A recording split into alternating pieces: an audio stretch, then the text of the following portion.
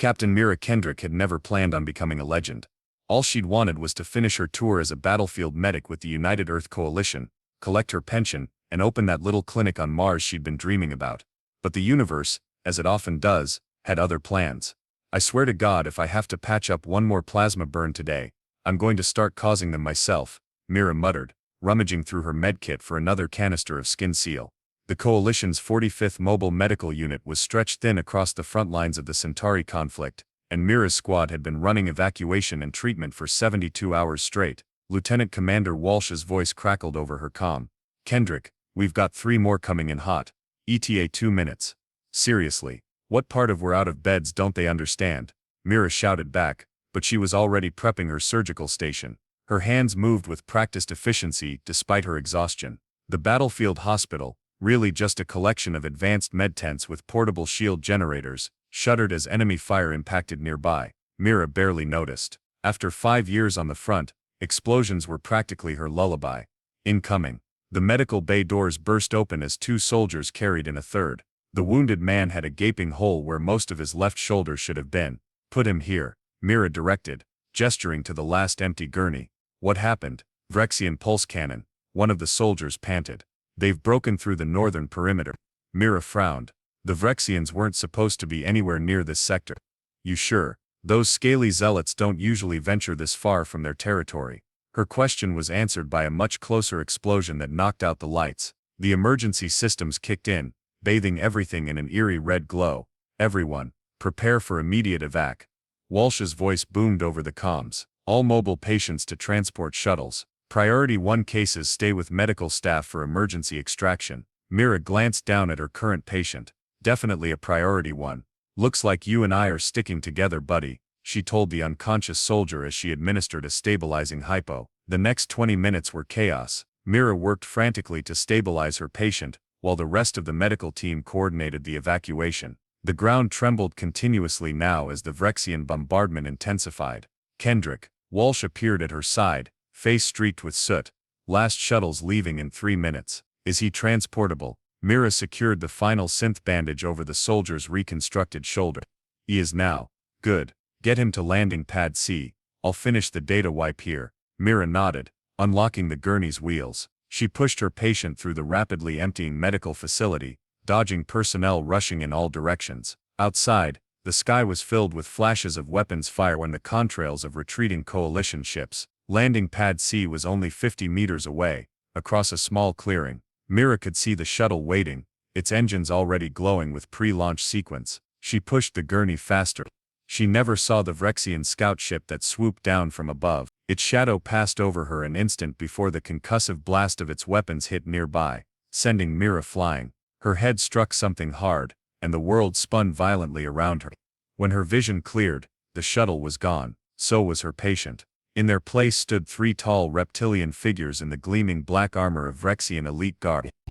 "Well," Mira said to no one in particular, as she felt the cold muzzle of an alien weapon press against her temple, "this is definitely going to delay my retirement plans." The tallest Vrexian, its scales an iridescent blue-green in the light of the burning medical facility, made a series of clicking sounds that its translator converted to rough English. "Human female detected with forbidden healing implements. Violation of the divine suffering doctrine. Subject to be contained for judgment." Mira glanced down at the medical scanner still clutched in her hand, and the surgical kit strapped to her belt. Right, she'd forgotten that the Vrexians considered medicine to be heresy. According to their charming religious doctrine, illness and injury were divine punishments that should run their natural course. "Listen, about these forbidden healing implements, I was just using them to check the weather," Mira offered with her best attempt at an innocent smile. The Vrexian's pupils contracted to thin slits. "Blasphemer speaks with forked meaning. Apply restraints and prepare for transport."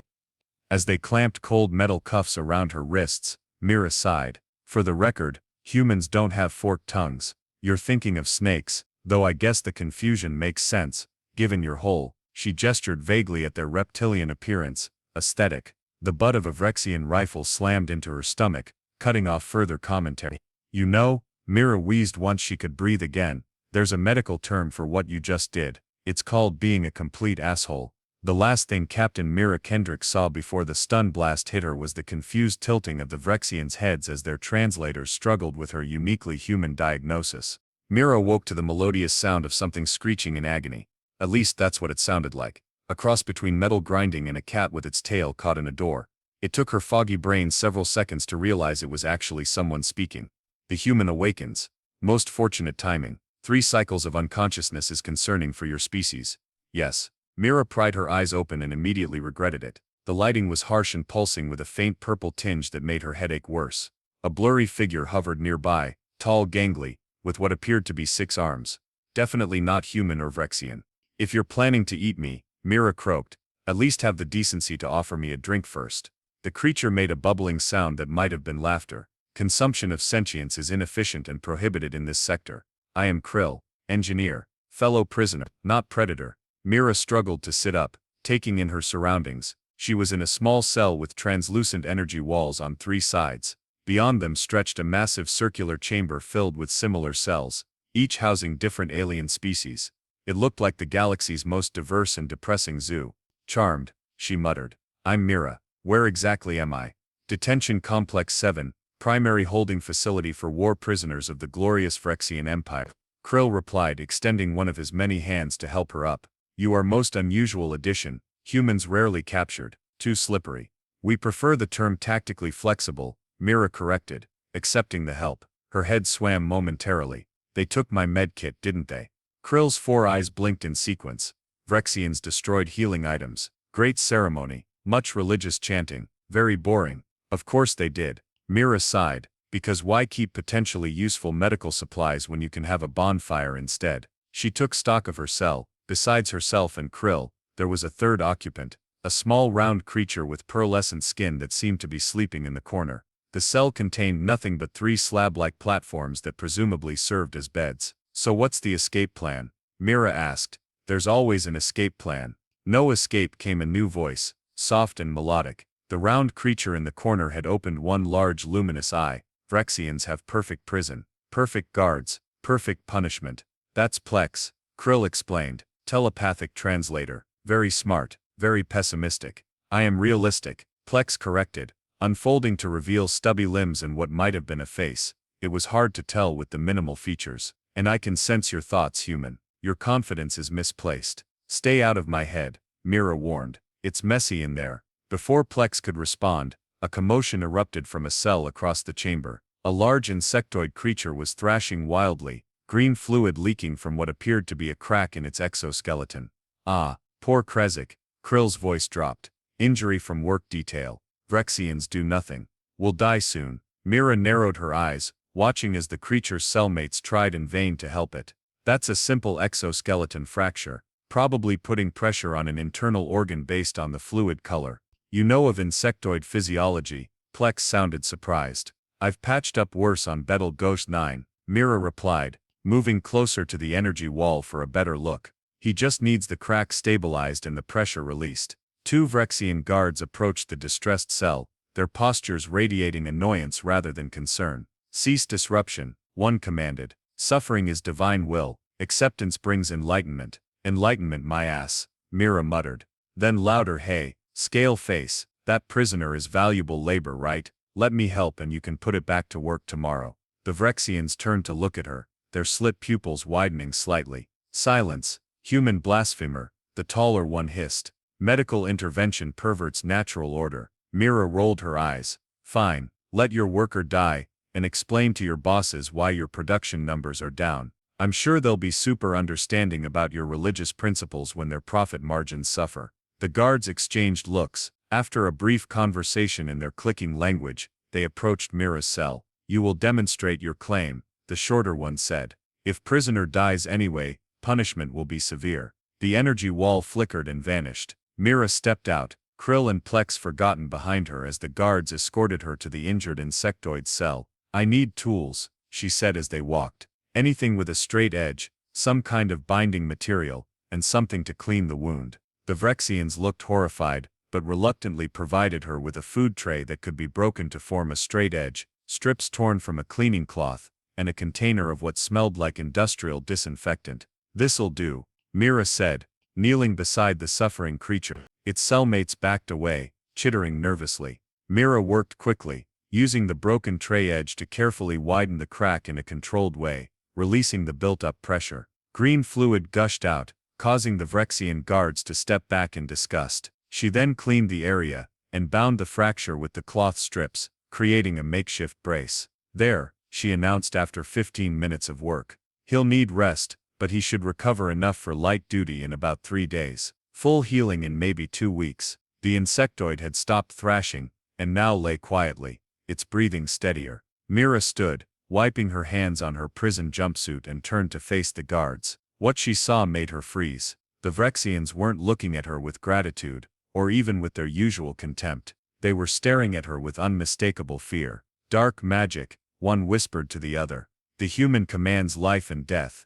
I used basic first aid, not magic." Mira protested. Anyone could learn this. But the guards were already backing away, making religious gestures with their clawed hands. Other prisoners had gathered at their cell walls to witness the scene, and a wave of murmuring spread through the chamber.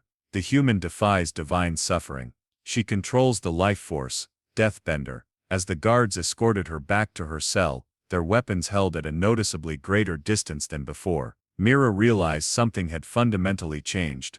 The Vrexians didn't see her medical skills as science. They saw them as supernatural power, dangerous power. Back in her cell, Krill was practically vibrating with excitement. "Most impressive display. Guards terrified. Have never seen Vrexians react so." Plex studied her thoughtfully. "You have created a significant problem, or possibly an opportunity." "What do you mean?" Mira asked, still processing the reaction she'd witnessed. "Vrexians fear what they do not understand," Plex explained. "Your medical knowledge is incomprehensible to them within their religious framework. Therefore you must be wielding forbidden forces." "Great," Mira sighed, lying back on her hard bed. "I came here as a prisoner of war and got promoted to witch. That's definitely going to look good on my resume." Little did she know that news of the healing witch was already spreading through the prison complex and beyond, all the way to the quarters of Commander Thrax, whose only son lay dying from a mysterious illness that the divine suffering had stubbornly refused to resolve.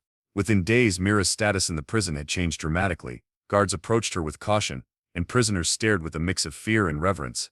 "This is ridiculous," Mira complained to Krill during mealtime. "I performed basic first aid, not blood magic." "Perspective is relative," Krill replied, balancing 6 food trays with his multiple limbs.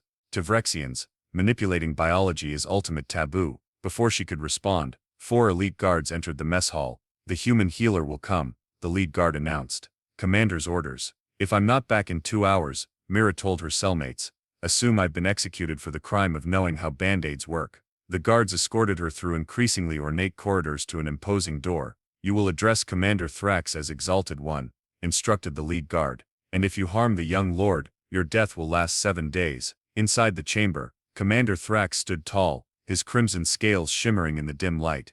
In a corner bed lay a small Vrexian, breathing laboriously. "My heir Thaxiel," Thrax explained without pleasantries.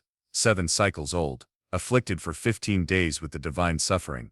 Mira examined the young Vrexian, noting his gray-tinged scales and shallow breathing. "He has an infection, probably bacterial. I've seen similar cases in other species. Can your dark arts heal him?" Thrax struggled with the words. "They're not dark arts, it's medicine," Mira corrected automatically.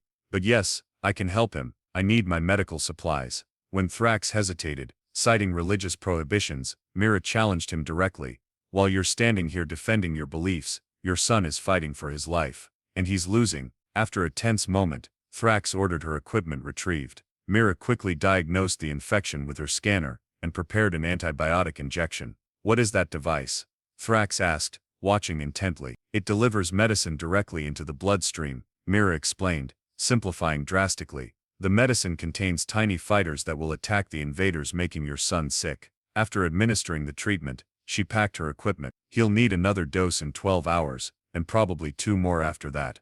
He should start improving by tomorrow." Over the next 2 days, Thaxiel's condition improved dramatically. By the final checkup, he was sitting up, eating, and regarding Mira with what could only be described as hero worship. "My son lives because of your intervention," Thrax acknowledged formally. "The debt cannot be ignored." Mira seized her opportunity.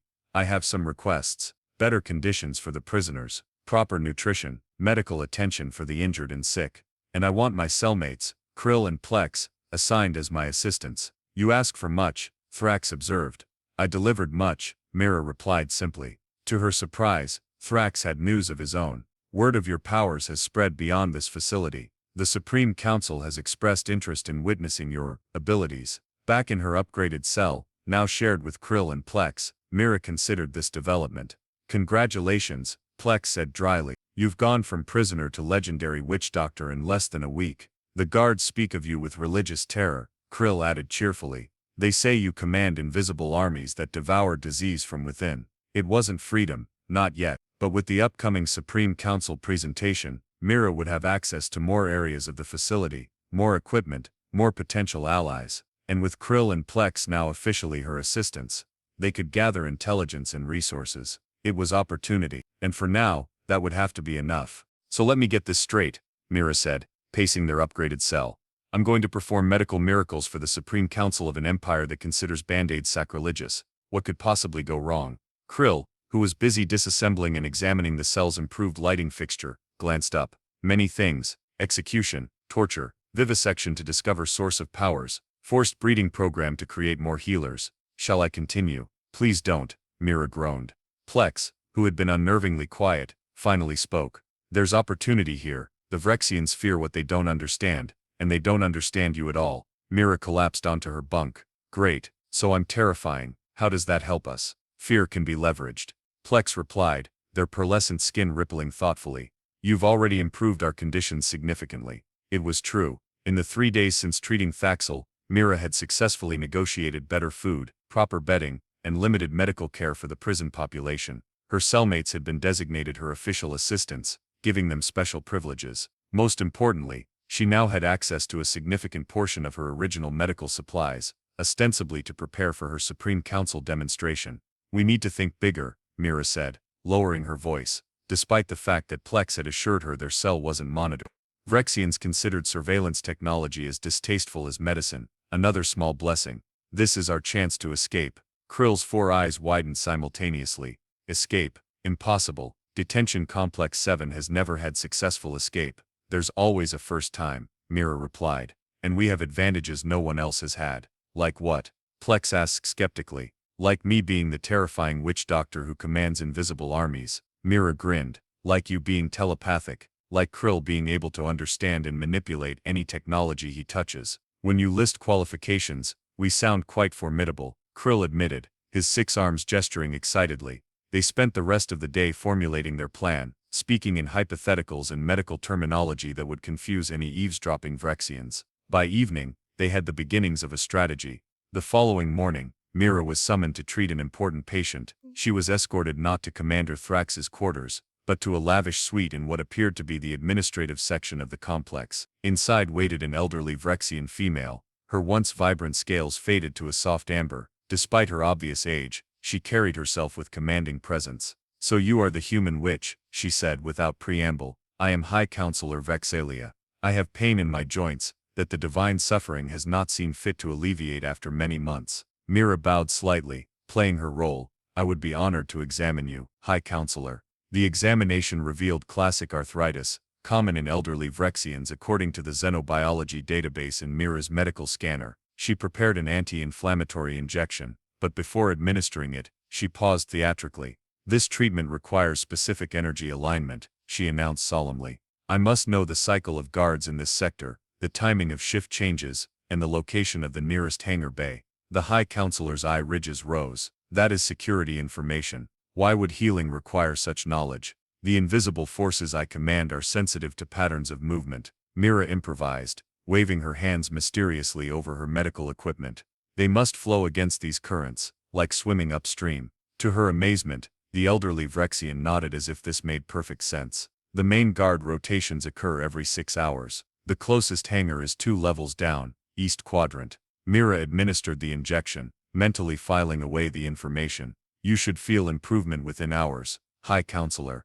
If your magic works on me as it did on Commander Thrax's heir, I will ensure you are well rewarded at tomorrow's demonstration. Over the next 24 hours, Mira was called to treat 3 more high-ranking Vrexians, each time extracting valuable information while reinforcing her mystical reputation. When she wasn't healing the elite, she was treating fellow prisoners, winning loyalty and promises of assistance when the time came. Krill, meanwhile, had been analyzing the complex's infrastructure during their newly granted exercise periods, his engineer's mind cataloging vulnerabilities. Power distribution suboptimal, he reported excitedly during their evening meal. Emergency systems have significant delay during switch to backup generators. Approximately 47 seconds of darkness if primary power fails. That's useful, Mira nodded. What about exit routes? Maintenance tunnels run parallel to main corridors. Access panels require authorization, but physical locks only, no biometrics. Plex had been using their telepathic abilities subtly, skimming surface thoughts from guards and officials.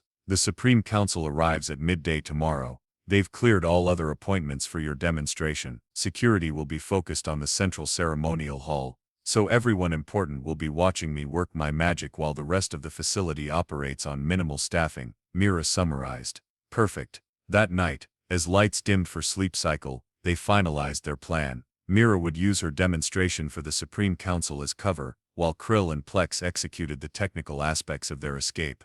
The next morning, Mira was escorted to prepare in a small antechamber adjacent to the ceremonial hall. She had requested, and surprisingly been granted, her full medical kit and various ritual components, mostly harmless medical supplies and equipment that looked impressively mysterious. Commander Thrax himself came to brief her before the demonstration. The entire Supreme Council awaits, he said, his usually imposing presence somewhat subdued. They have heard of your powers. Many were skeptical until High Counselor Vexalia vouched for your abilities. I'm honored, Mira replied, arranging her supplies for maximum theatrical effect. I have a request before we begin. Thrax's eye ridges raised slightly. Another request, you test boundaries, human. My assistants need to prepare special energy alignments throughout the facility, Mira said with practiced seriousness. The concentration of such important beings will disrupt the healing forces unless balanced properly. After a moment's consideration, Thrax nodded. Guards will escort them.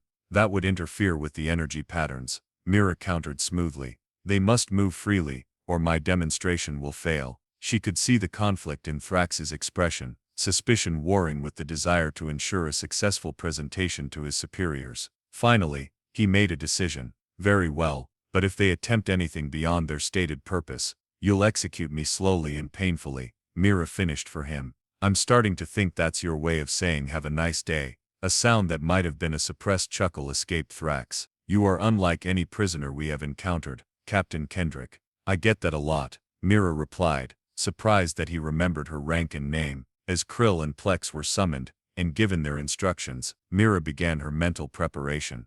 The demonstration would need to be impressive enough to hold everyone's attention while her companions executed their part of the plan. Krill approached her while ostensibly arranging some equipment. All prepared, he whispered. When ceremonial lighting reaches peak intensity, primary power junction will experience unexpected failure. How long will we have? Mira asked under her breath. 47 seconds until backup generators. Then 3 minutes until system diagnostics complete and security protocols reinitialize. Nearly 4 minutes. It would have to be enough. Plex glided over. I've reached the minds of 17 fellow prisoners. They're ready to create diversions in the cell blocks once power fails. Mira nodded almost imperceptibly. Then we're set. Remember Maintenance Tunnel 7B to the East Hangar, where they're keeping that impounded hegemony trading vessel. Still don't understand why we can't take Vrexian ship, Krill muttered. Because Vrexian ships have Vrexian security systems that respond to Vrexian biosignatures, Mira explained for what felt like the 100th time. And none of us are reptiles, last I checked. A gong-like sound reverberated through the chamber, signaling it was time. Mira took a deep breath as the guards moved to escort her into the ceremonial hall. See you on the other side, she told her friends quietly. Try not to get killed or captured or vaporized or whatever other horrible fate awaits escaped prisoners here. Most encouraging pre-mission speech, Krill replied with what passed for a grin in his species. As the massive doors swung open, revealing a vast circular chamber filled with ranked Vrexians in ceremonial regalia, Mira squared her shoulders and adopted the mysterious confident expression she'd been practicing. Time to put on the performance of her life, because her life quite literally depended on it. The ceremonial hall gleamed with polished obsidian and crimson lighting designed to showcase the Vrexians' impressive scales. Mira strode in with all the confidence of someone who wasn't planning high treason in the next few minutes.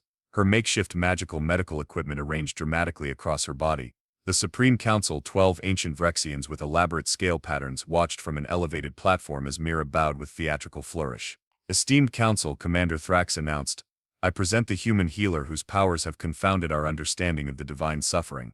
High Counselor Vexalia raised a clawed hand. My personal experience confirms the human's abilities. My joint affliction has diminished considerably. A murmur rippled through the assembled dignitaries. Mira noted the ceremonial lighting beginning its programmed intensification sequence, their signal that Krill would soon trigger the power failure. Exalted ones, Mira began, her voice carrying through the chamber. Today I will demonstrate the most sacred and powerful healing ritual of my people. It requires absolute concentration and she paused dramatically.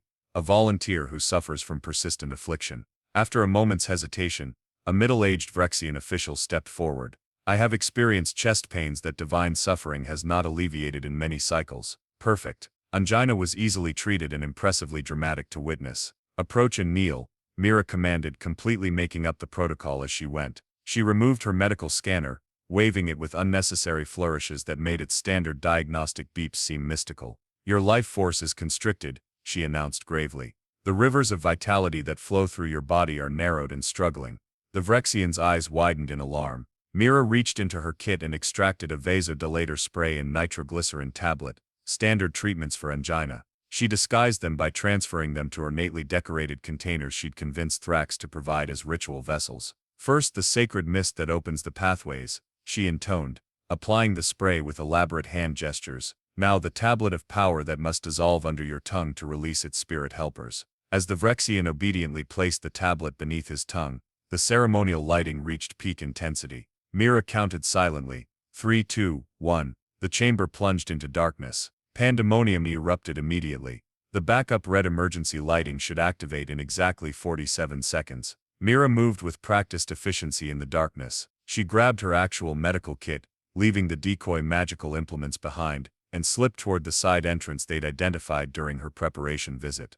The human has cursed the facility, someone shouted. Restrain her, I cannot see. Mira felt her way along the wall until she reached the door. Slipping through, she found herself in the deserted corridor, exactly as planned. All security personnel had been focused on the ceremonial hall. Distant alarms began to wail as Plex's recruited prisoners created diversions throughout the detention blocks. Mira sprinted toward the maintenance junction where Krill and Plex would be waiting. She nearly collided with a panicked Vrexian technician. Without hesitation she raised her hands and shouted, Beware! The healing magic has become unstable, quantum backlash imminent, evacuate immediately. The terrified technician fled in the opposite direction. 45 seconds had passed when she reached the maintenance tunnel entrance. The panel had been removed, Krill's handiwork. Mira squeezed through just as the emergency lighting flickered to life, casting everything in a bloody glow. Cutting it close, Krill chirped from the shadows, all 6 arms busy with various tools and stolen equipment.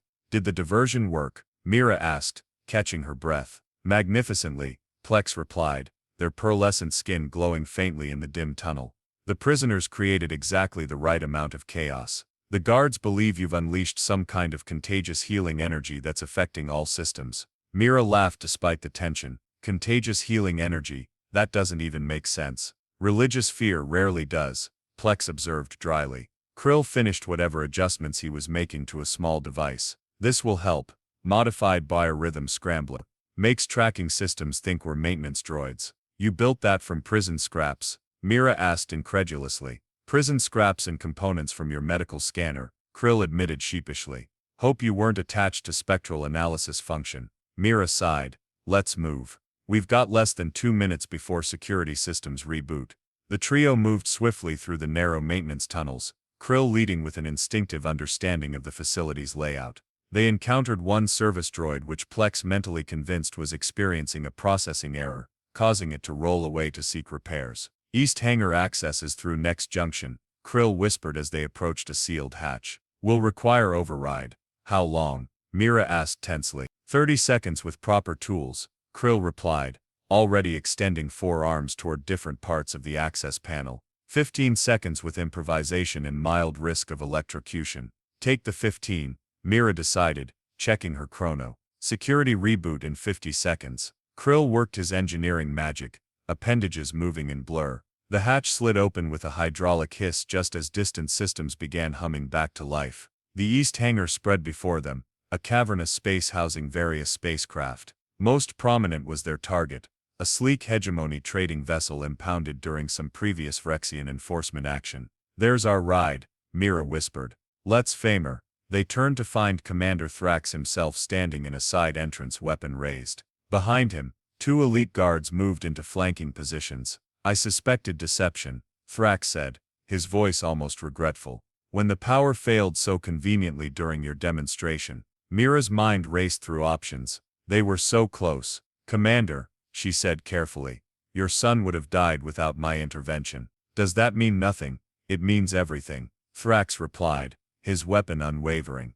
"It means I cannot allow such dangerous power to escape our control." Mira slowly reached into her medical kit.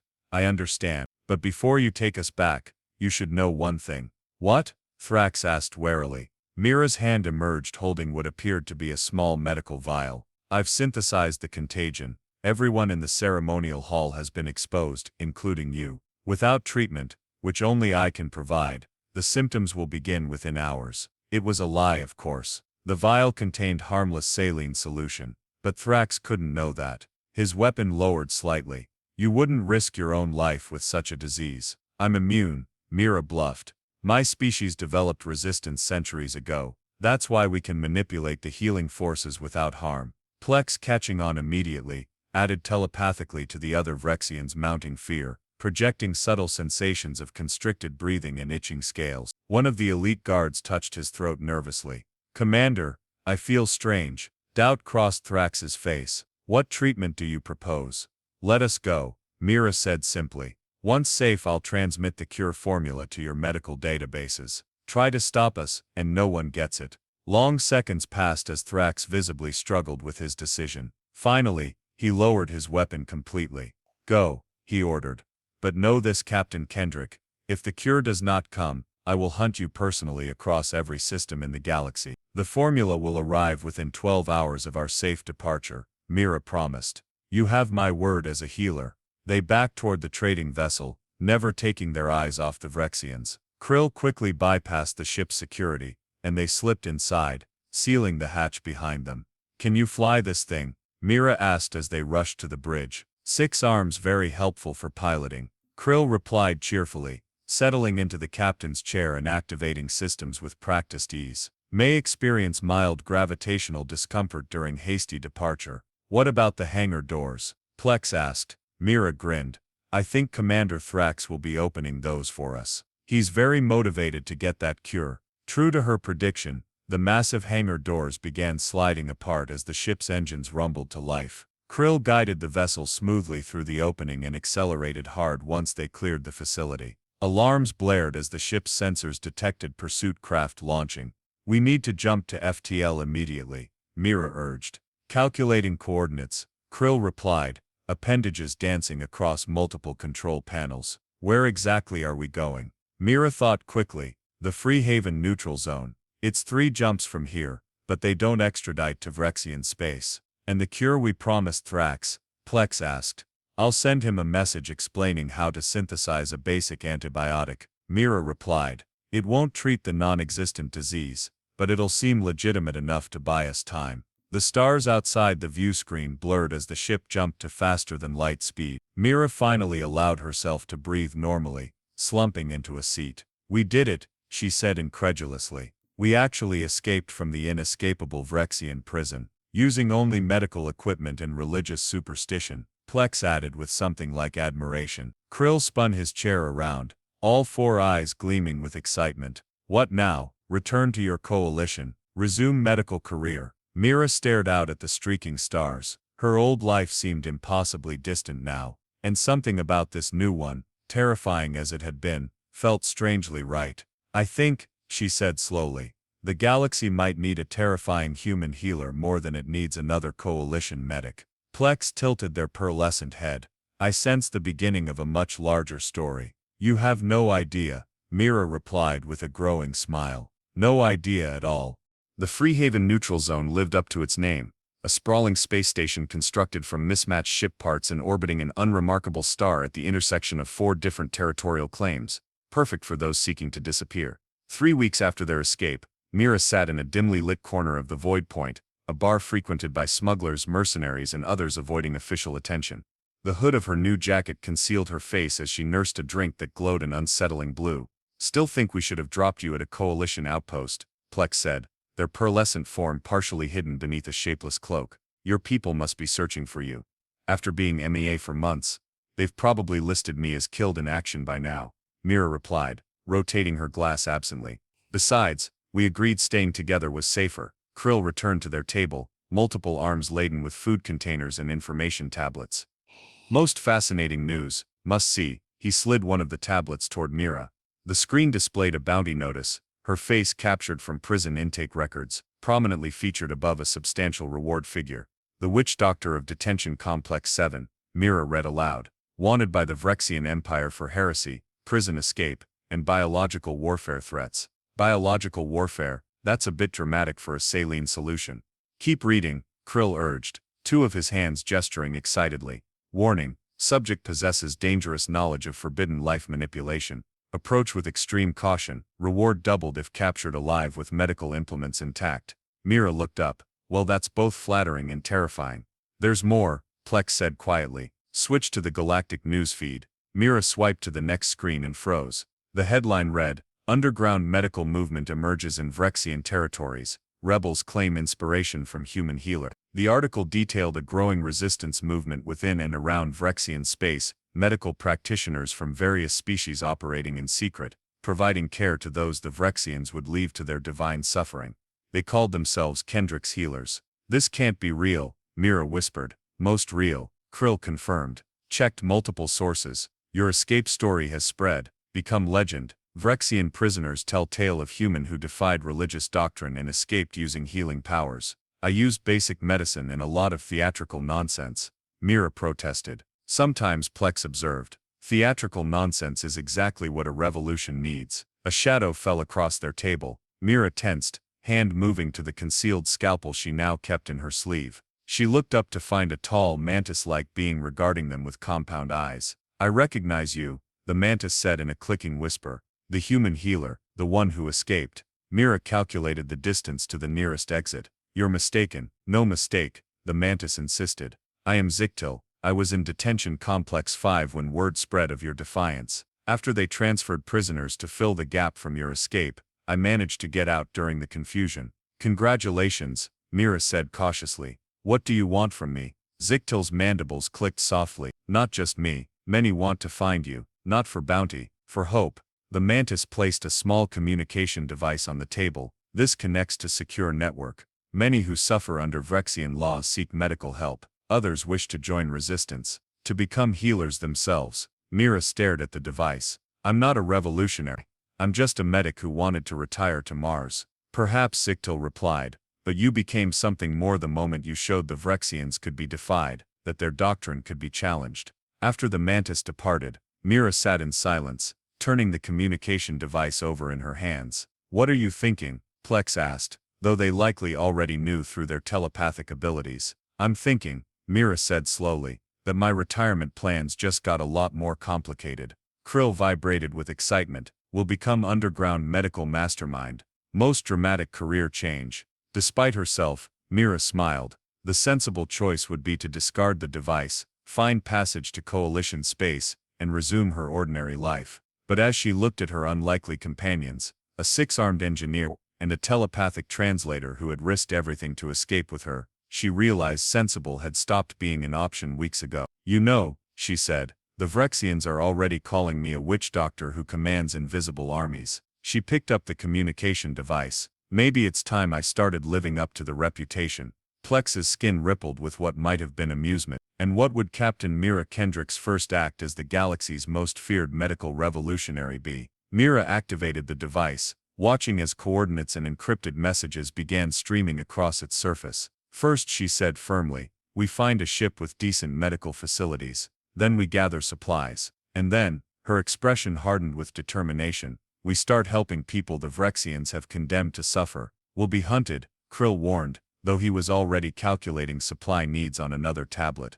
Most dangerous undertaking. More dangerous than escaping an inescapable prison, Mira countered. More dangerous than convincing an entire species I command magical healing powers. Fair point, Plex conceded. 3 months later, a small but well-equipped medical ship slipped through the sensor net surrounding a remote Vrexian mining colony. Its captain, a human woman whose reputation had grown to mythical proportions, supervised as her multi-species crew unloaded supplies and began treating the ill and injured among the colony's oppressed labor force. Across 3-star systems, similar scenes played out as Kendrick's healers grew from legend to reality. For every medical outpost the Vrexians shut down, 2 more appeared elsewhere. For every healer they captured, a dozen volunteers stepped forward to train in basic medicine. On the bridge of her ship, now named the Blasphemer, an ironic tribute to her Vrexian designation, Mira Kendrick reviewed reports from her expanding network. Beside her stood her loyal first officers, Krill, who had transformed the vessel's systems into a marvel of efficiency, and Plex, whose telepathic abilities had proven invaluable for emergency triage. Message from Sector 7, Plex announced. The mobile clinic successfully treated 53 patients before security forces arrived. All personnel evacuated safely. Excellent, Mira nodded, and the new recruits, 17 completed basic training, Krill reported, multiple arms manipulating various screens. Most promising batch yet, 2 showed particular aptitude for surgery. Mira gazed out at the stars, remembering how she had once dreamed of a quiet clinic on Mars. That dream seemed to belong to another lifetime now, to another Mira Kendrick entirely. Captain, a communications officer called. Incoming transmission from Coalition space. They're requesting to speak with the terrifying healers directly. Mira raised an eyebrow. Coalition, that's new. Intelligence suggests possible alliance offer. Plex murmured. Your former employers may have decided your rebellion serves their interests against the Vrexians. Politics, Mira sighed. Just what every good medical revolution needs. She straightened her jacket, no longer a prison uniform, but a captain's garb, though she had kept the medical insignia from her coalition days sewn over the heart. Put them through, she ordered. Let's see what my old friends want with the galaxy's most wanted witch doctor. As the transmission connected, Captain Mira Kendrick, former battlefield medic, escaped prisoner, accidental revolutionary, allowed herself a small smile. She had never planned on becoming a legend, but perhaps legends were exactly what the universe needed to heal its deepest wounds. The war against suffering had only just begun.